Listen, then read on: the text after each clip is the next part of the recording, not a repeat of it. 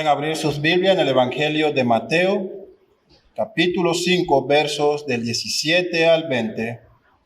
Continuamos con la serie de sermones extraídos de lo que comúnmente es conocido como el Sermón de la Montaña o el Sermón del Monte.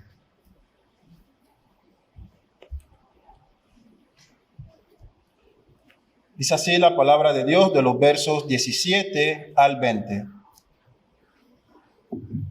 No penséis que he venido para abrogar la ley o los profetas. No he venido para abrogar, sino para cumplir. Porque de cierto os digo que hasta que pasen el cielo y la tierra, ni una jota ni una tilde pasará de la ley, hasta que todo se haya cumplido. De manera que cualquiera que quebrante uno de estos mandamientos muy pequeños y así enseñe a los hombres, muy pequeño será llamado en el reino de los cielos. Mas cualquiera que lo haga y los enseñe, éste será llamado grande en el reino de los cielos. Porque os digo que si vuestra justicia no fuere mayor que la de los escribas y fariseos, no entraréis en el reino de los cielos. Oremos.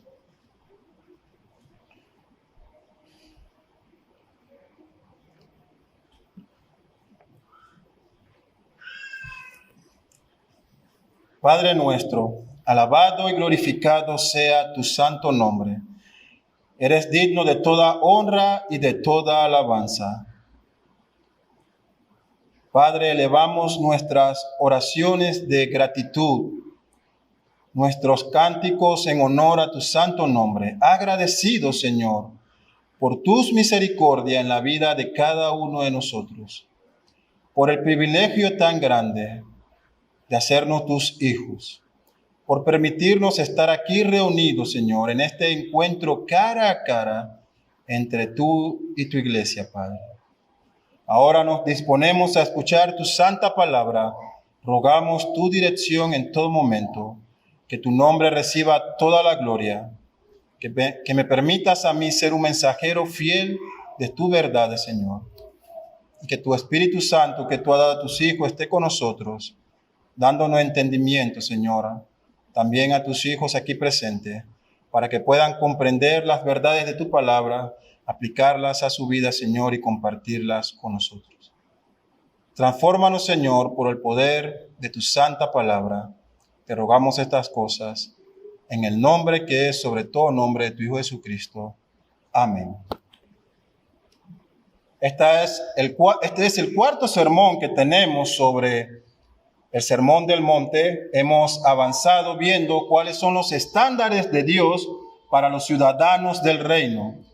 Recordaremos que en domingos anteriores abordamos cómo estas bienaventuranzas, cómo estos mandamientos son partes de aquellos que han tenido un espíritu quebrantado, que han llorado por sus pecados, que han reconocido su pobreza espiritual, su bancarrota, que tienen ahora una hambre y una sed de justicia por la gloria de Dios, por el amor de su palabra y de su reino, y que están siendo hombres de paz entre las personas, llevando este mensaje del evangelio, y que el mundo respondería ante ellos no con aplauso, no con loores, sino con persecución, con vituperios, con ofensas, con maldiciones, porque ellos reflejaban a Cristo en sus vidas.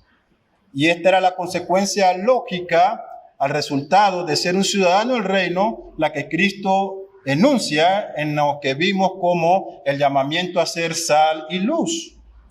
Así que observábamos el domingo pasado que aquellos que han sido salvos, aquellos que son ciudadanos del reino, aquellos que han heredado la gloria, la eternidad con Cristo, que están viviendo de acuerdo a los estándares del reino de Dios, serían sal en el mundo, no por un mérito propio, no porque ellos eran capaces, sino al contrario, Ellos habían experimentado salvación por gracia, habían sido llenos del Espíritu Santo, se le había dado un corazón y una mente que amaba los preceptos de Dios y ahora estaban capacitados para ir al mundo, para enseñarles las verdades, para darle el valor correcto de la vida, para preservarlo con el mensaje del Evangelio, para oponerse a todo pecado y a toda práctica que iba en contra de lo que Dios había establecido. Ahora ellos eran verdaderamente sal porque eran enviados y reflejaban la palabra de Dios en sus vidas. Y también observábamos que eran llamados luz, o que Cristo decía, vosotros sois la luz de este mundo en oscuridad, y no era porque ellos tenían mérito propio para resplandecer por su propio esfuerzo, sino que ellos reflejaban el carácter de Cristo. Ellos reflejaban la luz de Cristo. Ahora ellos podían iluminar, llevar el conocimiento acerca del Dios verdadero a un mundo que se encuentra en tinieblas. Y si usted recuerda, abordábamos que esto era lo que podríamos llamar la forma en que evangelizan los ciudadanos del reino. Teniendo esto en mente, entramos ahora a esta sección del sermón de Jesucristo, de los versos 17 al 20, donde vemos que Cristo va a dar palabras importantes. El primer anuncio que él dice, lo vemos en el verso 17, Él no ha venido para abolir las Escrituras, sino para cumplirlas. El verso 17 dice, no penséis que he venido para abrogar la ley o los profetas. No he venido para abrogar, sino para cumplir. Con esta declaración, hermanos, Jesús está dejando en claro que Él conoce el propósito por el cual Él ha venido. Y tiene claro el trabajo que debe realizar. Esto es importante porque notamos que Él está en el cumplimiento perfecto de todo el plan divino, de todo ese pacto o plan de redención que se ha hecho desde la eternidad. Él ha venido, dice, en el cumplimiento de eso. Y esto es una hermosa realidad, que Él diga, yo he venido. Él no fue traído por voluntad humana, sino que Él, siendo Dios, ha descendido a nosotros. ¿Qué sería de nosotros si Él no hubiese venido? ¿Dónde estaríamos hoy si Él no hubiese descendido? ¿Cuál sería nuestro futuro? ¿Qué nos depararía? Sin embargo, Él vino. Es verdad, y así lo declara tanto el propio Cristo como toda la historia. Otro aspecto importante es que su venida no fue un asunto accidental. Él no llegó ni muy adelantado ni muy atrasado. Al contrario, Él llegó en el tiempo perfecto. Así lo confirman las Escrituras. Pablo en Gálatas 4:4, hablando de esta iglesia, del verso 4 al 5, él dice, pero cuando vino el cumplimiento del tiempo, Dios envió a su Hijo, nacido de mujer y nacido bajo la ley, para que redimiese a los que estaban bajo la ley, a fin de que recibiésemos la adopción de hijos. ¿Cuándo fue el tiempo cumplido? El tiempo de Dios. Así que la venida de Cristo fue de acuerdo con el cumplimiento establecido por Dios. Su Hijo vino para redimirnos. También vemos que con esta afirmación era probable que Cristo quiere aclarar algún tipo de rumor o pensamiento. Él ha estado, si usted lee Mateo del capítulo 1 al 4, Él ha estado sanando a mucha gente antes de este sermón, ha hecho muchas obras, su fama se ha dispersado por toda la región y es probable que algún rumor se haya estado esparciendo de que este rabino, este nuevo predicador que tiene gran poder y hace milagros, está trayendo alguna enseñanza nueva, alguna novedad, algo contrario a la Escritura. Así que es por eso que se hace necesario esta aclaración. Él dice, ustedes pensáis algo equivocado, porque yo no he venido para abolir la ley, sino para cumplirla. En pocas palabras, yo tengo en claro cuál es mi misión. Yo no estoy aquí para ofrecer novedades para sus oídos. No estoy aquí para desobedecer las Escrituras, sino lo contrario. Yo he venido en obediencia perfecta a todo lo que ella ha dicho acerca de mí. Yo estoy aquí para cumplirla. Si usted recuerda en el contexto de este sermón, tanto saduceos, fariseos, los celotes y otras facciones tenían diferentes posiciones. Es posible que aquellos saduceos liberales que se encontraban tal vez en medio de esa gran multitud que escuchaba, habrán pensado que Cristo era un partidario de ello por este mensaje que traía alguna novedad o algo que haría que la ley tuviera ya su cese y no se cumpliera más. Es probable también que el pueblo deseaba que alguien apareciera y ya quitara todos los preceptos de la ley, sobre todo por la carga extra que fariseos y otras facciones religiosas constantemente añadían una y otra vez. Todo lo contrario, el mensaje de él es: he venido para cumplirla. La expresión que tenemos, he venido para cumplir la ley o los profetas, algunas traducciones también dicen la ley y los profetas. Esta es una expresión para referirse a todo el Antiguo Testamento. Aquí se encuentra enmarcado tanto la Torá, el Pentateuco, los 5 primeros libros, y el resto de los escritos, los profetas.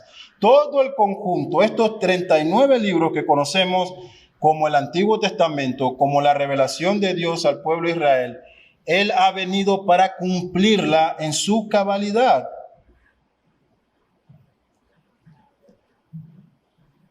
Y esto es maravilloso, porque esta declaración, yo he venido para cumplir la ley y los profetas, encierra en sí algo grande, algo majestuoso. Créanme cuando le digo que todo ciudadano israelita sabía que había que cumplir la ley. Si no lo hacías, había consecuencias judiciales y religiosas. Pero ninguno de ellos, ningún fariseo, ningún saduceo, ningún escriba, ningún celote, ningún esenio, se atrevería a decir que también ellos debían cumplir a los profetas. Esta aseveración, yo vengo a cumplir la ley o los profetas, o la ley y los profetas, es un mensaje mesiánico. Solo el Mesías era capaz de cumplir a los profetas. Cada profecía que se había dicho sobre el Mesías. Cristo dice, yo no he venido a abolir la ley o los profetas, he venido a cumplir tanto la ley como los profetas. Con esta expresión, yo no he venido a abrogar. Esta palabra se entiende en su contexto como yo no la vengo a destruir. No vengo a destruir las escrituras, no vengo a destruir la ley. La idea que expresa aquí es que Cristo como Mesías no vino a quitar el cumplimiento, las demandas de la palabra de Dios. Al contrario, Él es el cumplimiento de esas palabras. Y cuando Él dice, he venido para cumplir, es todo lo contrario a lo que acabamos de exponer. Con esto Él está diciendo, yo vengo a realizarla, a realizar todo lo que la ley ha dicho de mí, a realizar o completar todo lo que las escrituras, los profetas han dicho de mí. Permítame compartirle un comentario que hace el pastor MacArthur sobre este pasaje. Creo que es pertinente y trae bastante luz. Él dice así, se habla aquí del cumplimiento en el mismo sentido en que la profecía es cumplida. Cristo estaba indicando que Él era el cumplimiento de la ley en todos sus aspectos. Él cumplió la ley moral al mantenerse perfecto. Él cumplió la ley ceremonial a ser la encarnación de todos los tipos y símbolos que la ley puntualizaron. Cumplió también la ley judicial, personificando la justicia perfecta de Dios. Hasta aquí la cita. Pero quiero ayudarlo a que usted entienda esto. Cuando Él dice, he venido para cumplirla. Si hablamos en el aspecto de la ley ceremonial, Cristo era el cordero ofrecido como sacrificio por los pecados del pueblo de Israel. Era el simbolismo de Él. Cristo también era aquel cordero inmolado en la Pascua que representaba su muerte expiatoria. Esta Pascua o esta Semana Santa que vamos a celebrar próximamente, conmemorando su muerte, su pasión, su resurrección. Cristo también era las primicias en esta fiesta de las cosechas. Esto representaba su resurrección.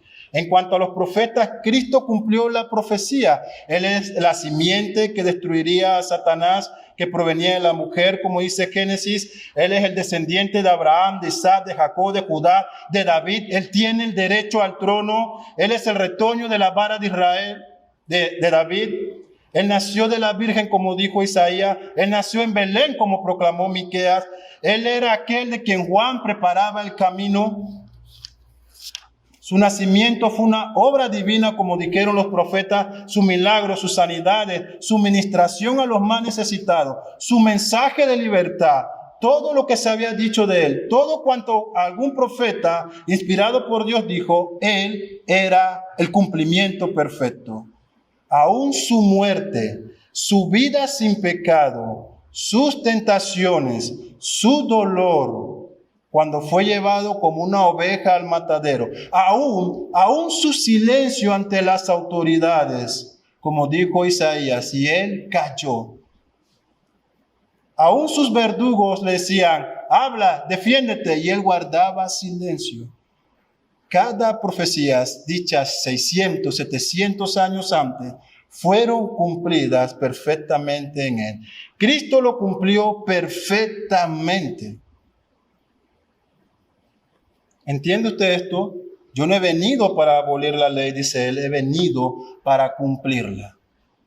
Me imagino a los saduceos decepcionados y posiblemente los fariseos, si estaban allí, dirán, tenemos ahora un nuevo miembro de nuestra secta. Él va a cumplirla perfectamente, pero veremos que el sentido de la ley que ellos tenían era tan bajo, tan menospreciable ante la verdadera revelación de Dios. Lo segundo que vemos es que Dios ha establecido que toda su palabra se cumpla a cabalidad. En el verso 18, el propio Cristo dice, porque de cierto os digo que hasta que pase el cielo y la tierra, ni una jota, ni una tilde pasará de la ley hasta que todo se haya cumplido. Esta expresión que tenemos traducida como de cierto es la palabra hebrea amén. Podemos comprenderlo de la siguiente manera, porque amén, yo digo, ¿nota el peso de esa declaración de Cristo? Jesús está diciendo en pocas palabras, porque en verdad y en fidelidad digo, tienen esta garantía, tienen la palabra del Hijo de Dios que en verdad puede colapsar el cielo, puede destruirse el universo. Su palabra no pasará. Nada puede impedir que se cumpla la palabra de Dios, ni siquiera, dice Cristo, la letra más pequeña del hebreo, la iota, que es como ese puntito de nuestra jota, o aquella tilde sobre nuestras palabras, aquel acento, ni aún el mandamiento o la profecía más pequeña contenida en la palabra de Dios quedará sin cumplimiento. El teólogo William Hendrickson, comentando sobre este pasaje en Mateo, dice lo siguiente, deseo compartirles su comentario. Él dice, mientras no haya desaparecido el universo en su forma presente, ni siquiera la menor de las porciones del Antiguo Testamento que requiere cumplimiento dejará de cumplirse. Todo tipo se cambiará por su antitipo. Toda predicción será verificada. La demanda de la ley será plenamente satisfecha. Cristo está afirmando aquí la inerrancia, infalibilidad, suficiencia e inmutabilidad de la palabra de Dios. Y presta atención, que Él se está refiriendo al Antiguo Testamento. Esa porción que entre muchos evangélicos hoy tiene tal vez no tanta importancia. Yo vivo bajo la gracia, vivo en el nuevo pacto. Háblame de las palabras en rojo en el Nuevo Testamento, dicen algunos. Lo que Dios ha dicho, está diciendo Cristo, no tiene fallo, no tiene error, no hay contradicción alguna. Es suficiente para todos los propósitos por los cuales Dios la ha dado. No va a cambiar. El hombre sí cambia. Pero la escritura no está sujeta al tiempo, a la cultura, a la moda. Nada le da más valor o le resta valor. Nada se le puede añadir o se le puede quitar. Nada le puede ampliar o reducir. Nada la puede expandir. El universo colapsaría antes que Dios deje sin cumplir aún la letra más pequeña de su palabra. Pero dudamos en la actualidad. ¿Será cierto que Dios ha dicho que estará con nosotros en todo momento? ¿Será cierto que Él ha dicho que no hay justo desamparado, ni su siervo que mendigue pan? ¿Será cierto aquello y lo otro? J.T.H. Bach dice, donde Dios ha puesto un punto, no pongas un signo de interrogación.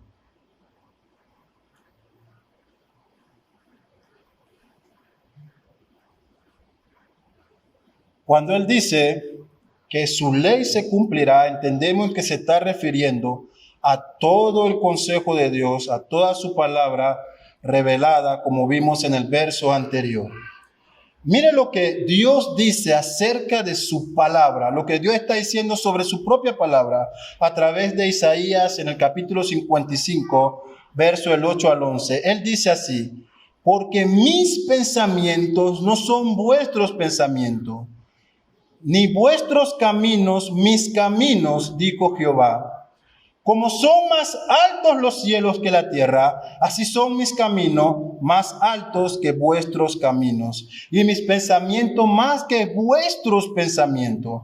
Porque como desciende de los cielos la lluvia y la nieve, y no vuelve allá, sino que riega a la tierra, y hace germinar y producir, y da semilla al que siembra, y pan al que come, así será mi palabra, que sale de mi boca.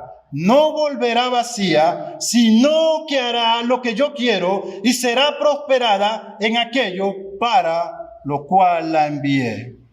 Es Dios hablando de su palabra. El hombre en su pecado trata de destruir la palabra de Dios, de destruir la Biblia, pero nunca ha podido. Este filósofo francés, Voltaire, dijo en alguna ocasión, si quisiéramos destruir la religión cristiana, primero que todo debemos destruir la creencia del hombre en la Biblia. Más adelante, en alguno de sus otros libros, dijo, después de mi muerte, la Biblia pasará a la historia y nadie volverá a publicarla. La historia nos dice que en su vieja imprenta y en su vieja casa, precisamente donde él murió, después de su muerte, las sociedades bíblicas de Ginebra la compraron y hasta el día de hoy producen Biblia. La Biblia es el libro más atacado, más censurado, más prohibido, jamás conocido, pero nunca destruido. Es la palabra que todos rechazan, pero siempre mantiene su valor. Es la palabra que nadie quiere escuchar, pero es proclamada por todo el mundo por hombres de Dios. Nadie ni nada podrá destruir la palabra de Dios. Y el creyente debe tener esa verdad en su corazón. Porque lo que usted tiene en su mano no es un libro más. No importa si es de tapa dura o de cuero o piel genuina. Lo que usted tiene en su mano es toda la mente, todo el carácter de un Dios santo, trascendente, allí para usted, para que sepa cómo vivir, para que cumpla sus mandamientos, para que pueda ir ahí y encontrar consuelo. No para tenerla en el estante, en el anaquel o en esos cajones de los armarios. Es momento en que la iglesia aprenda a darle el valor que las escrituras se merecen. Porque es no la palabra mía o de otro hombre, es Dios hablando. Él hará el cumplimiento de cada cosa, así como la lluvia desciende, como la nieve cae. Él va a producir semilla de arrepentimiento en los hombres a quien Él llama para salvación. Es Cristo diciendo, cielo y tierra pasará, mas la ley, la palabra se cumplirá, aún en los aspectos más pequeños. En otra ocasión, el propio Cristo en Mateo 24 dice, el cielo y la tierra pasarán, pero mis palabras no pasarán. Sobre este texto hay dos posibles líneas de pensamiento. Algunos dicen que cuando Cristo está diciendo aquí en Mateo 18 que la ley se cumplirá, se refiere posiblemente a estos mandamientos que él está diciendo, pero la mayoría cree que se refieren en sí a todo lo que Dios ha dicho y aún incluyendo las propias palabras que Cristo está diciendo. Sobre esto, en Lucas 24, el escritor nos narra lo siguiente. Y les dijo, estas son las palabras que os he hablado, estando aún con vosotros, que era necesario que se cumpliese todo lo que está escrito de mí en la ley de Moisés, en los profetas y en los salmos. El tercer aspecto que encontramos en esta porción de las Escrituras es que los ciudadanos del reino celestial procuran cumplir y enseñar los mandamientos de Dios. El verso 19 dice, usted puede leerlo en su Biblia, de manera que cualquiera que quebrante uno de estos mandamientos muy pequeño y así enseñe a los hombres, muy pequeño será llamado en el reino de los cielos. Mas cualquiera que lo haga y los enseñe, este será llamado grande en el reino de los cielos. Esta es una clara advertencia para quienes enseñan a violar los mandamientos de Dios expuestos en su palabra. Algunos teólogos creen que esta expresión o este cambio de la ley y los profetas a los mandamientos se refiere a las palabras que Cristo está diciendo en este sermón, mientras que otros consideran que abarca todo lo que Dios ha dicho y aún las palabras que Cristo está diciendo. Así que en el contexto, Jesús había estado predicando sobre la necesidad de cumplir las Escrituras, como hemos visto. Y entre sus oyentes, como he dicho, es posible que estén estos saduceos y fariseos, los primeros liberales que no guardan la tradición y tenían un sentido muy pobre y ligero de los mandamientos, mientras que la otra facción, los fariseos, eran radicales, legalistas y en su religiosidad habían formulado cientos de hijas y hijastras y tíos y sobrinos de la ley para poder cumplir la ley. Por ejemplo, para el mandamiento donde decía que no deberías trabajar en el día de reposo, ellos habían dicho que ni siquiera un costurero podía llevar una aguja porque cargaba una herramienta. O alguien no podía arrastrar una silla para sentarse porque hacía juncos para sembrar. Y así una y otra vez estos fariseos añadían carga sobre carga.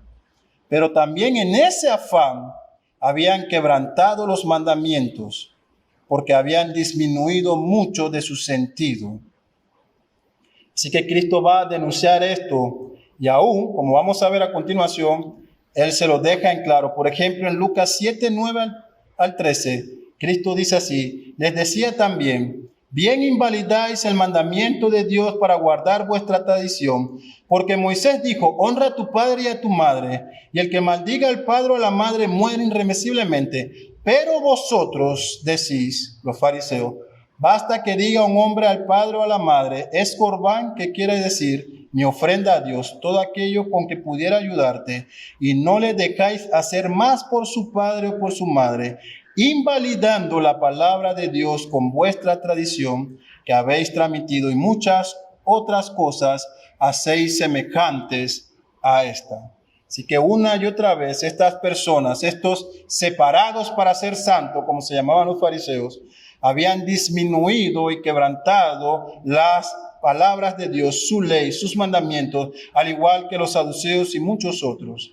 Cristo hace esta advertencia que serán llamados muy pequeños en el reino de los cielos aquellos que enseñan e invalidan sus mandamientos. Sobre esto, algunos consideran que se refiere a creyentes que aún conociendo la verdad, conociendo la palabra, viven en desobediencia o disminuyendo la necesidad de cumplimientos de esta. Por eso, aunque no perderán su salvación, sino que aún estarán en el reino, tendrán este nombre de pequeños por parte de Dios. Mas a cualquiera que los haga y los enseñe, este será llamado grande en el reino de los cielos. Para aquellos ciudadanos del reino que han trabajado en esta expansión de los decretos de su rey, aquellos que están viviendo en conformidad a sus mandamientos, a su palabra, sin violarlos, sino que también están enseñando a otros la necesidad de su cumplimiento, ellos tendrán no una consecuencia negativa como las anteriores, sino positiva. Ellos han obedecido los mandatos de Dios, ellos recibirán de parte de Jesús este título o este nombre, serán llamados grandes. ¿Te imaginas eso? ¿Te imaginas que en aquel día, cuando tus ojos se cierren y lo próximo que tú veas sea el rostro de Cristo, que la forma en la que tú viviste, que la forma en la que observaste su palabra, sus preceptos, su mandamiento, fueron genuinos y lo hiciste con un corazón dispuesto para agradar a Dios, que cuando por fin estás frente a Él diga y te llame, he allí un grande en mi reino. Es mi deseo hoy que ese sea el sentido de tu corazón. Esto no enseña salvación por obras, porque ya han sido salvados. Esto enseña que los ciudadanos del reino están constantemente procurando agradar a su Dios, a su Rey, a través del cumplimiento y la obediencia de su palabra. El cuarto aspecto que vemos en estas palabras de Cristo es que las demandas del reino, los estándares de Dios, son superiores a las demandas religiosas de este mundo. El verso 20 dice, porque os digo que si vuestra justicia no fuere mayor que la de los escribas y fariseos, no entraréis en el reino de los cielos.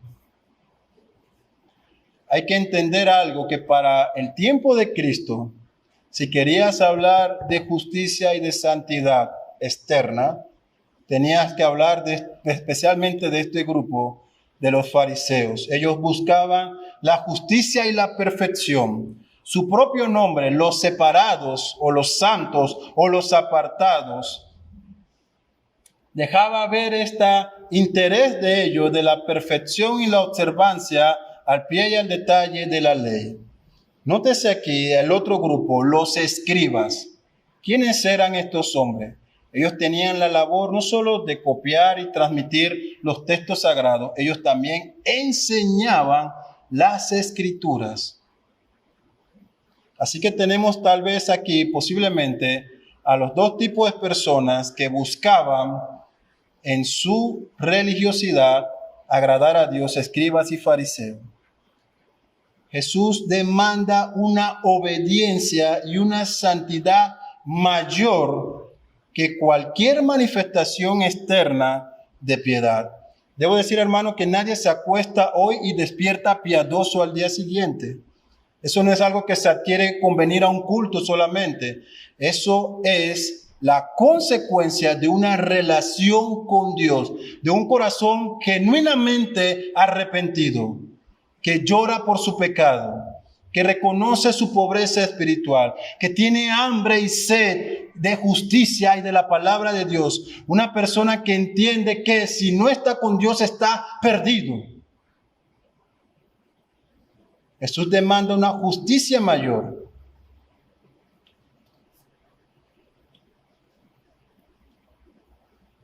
La justicia propia de los fariseos nunca le haría salvo. La justicia propia de los escribas nunca le harían salvo.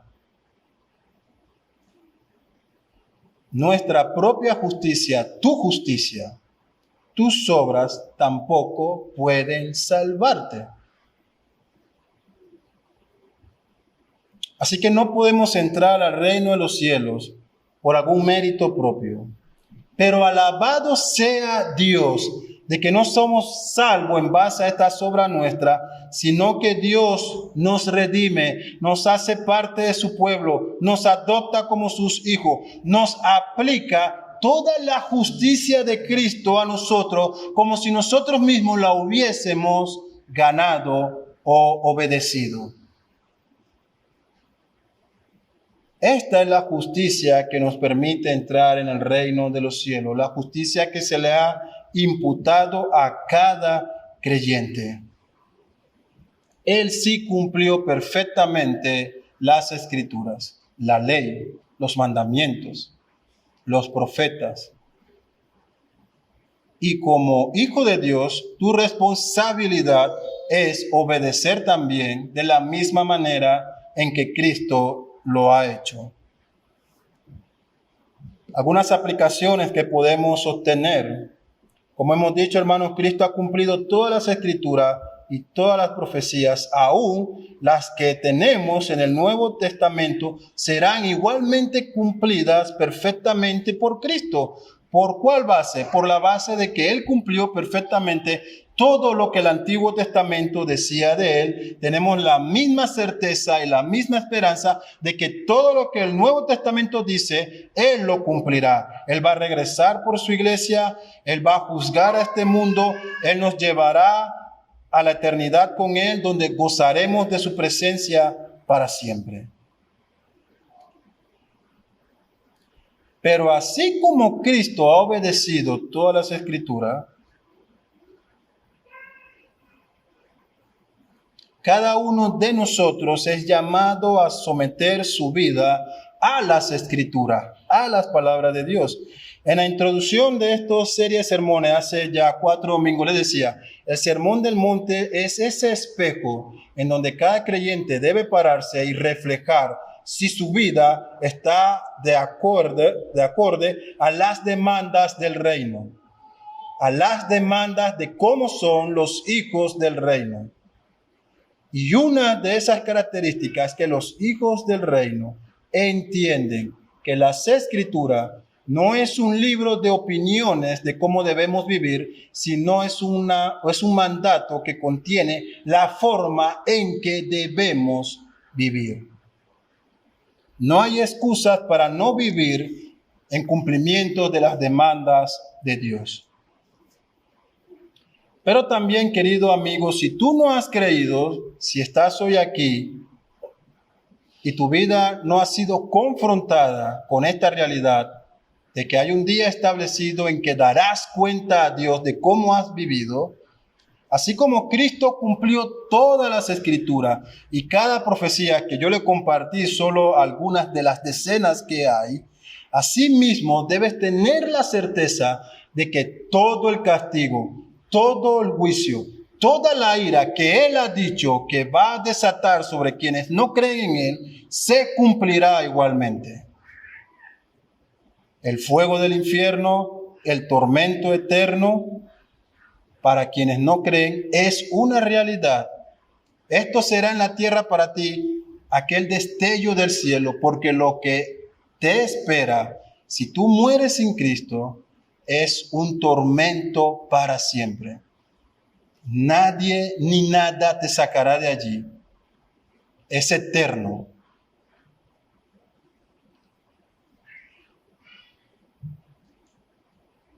Pero Él ha ofrecido tan grande salvación que te dice hoy que si clamas a Él, que si reconoces tu bancarrota espiritual, si te arrepientes y pides por salvación, Él la da de acuerdo a sus misericordias. Queremos concluir, hermanos, diciendo que Dios se toma muy en serio su palabra, como hemos observado.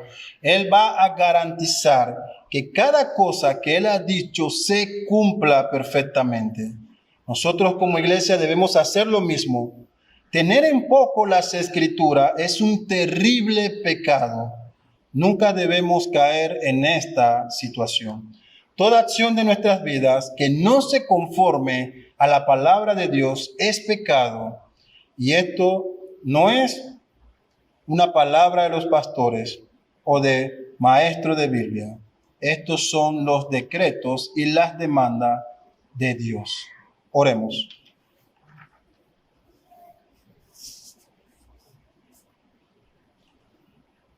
Padre, gracias te damos, Señor, por tu santa palabra. Sabemos que tú eres celoso, que tú trabajas en tu honra y en tu gloria, Señor, y que no tendrás por inocente a cualquiera que toma tu nombre o tu palabra de una manera, Señor, vana y ligera. Padre, queremos arrepentirnos de nuestros pecados, porque sabemos, Señor, que de muchas formas actuamos en desobediencia a ti y a tu palabra. Ayúdanos, Señor, a ver esta necesidad de ir a ti, aferrarnos a lo que tú has dicho en las Sagradas Escrituras, Señor. Somos el pueblo del libro, pero no de cualquier libro, Señor, sino de tu revelación. Ayúdanos, Señor, a andar en santidad, perseverando, Señor, en tu voluntad. Te rogamos estas cosas en Cristo Jesús, tu Hijo. Amén.